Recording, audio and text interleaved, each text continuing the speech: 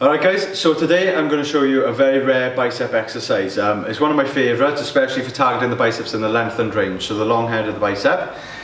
So if you notice, this is why we're going to do it with the length and range, because it attaches in the shoulder joint and down to the forearm. So the way we're going to create that is by actually standing nice and proud out here, a step forward away from the machine, whilst we've got the D handles in our hands, and it's going to create a bigger stretch on that bicep, right?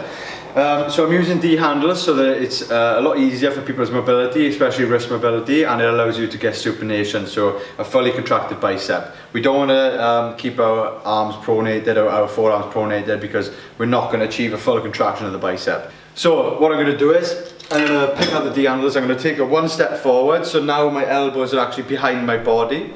So yeah, what I'm going to do is I'm going to keep that upper arm locked in that position, right? So this is why I'm challenging the length and range. So right now they're under tension already.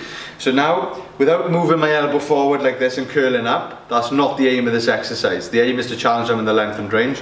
So I'm keeping them back, pinned back, shoulders nice and high, chest nice and proud, keeping it like that, and just driving. The only thing that's moving now is my elbow joint, right? So that's what's moving into flexion and then back into extension, without the elbow, if you notice the difference, actually coming forward like this and coming up. That's not a full contraction of the biceps. The full contraction of the biceps has already been achieved. The only thing that's moving me from year to year is the front delt, right? So I'm keeping my elbows pinned back, keeping them in that position, contracting up nice and hard, and then slowly moving down on the eccentric.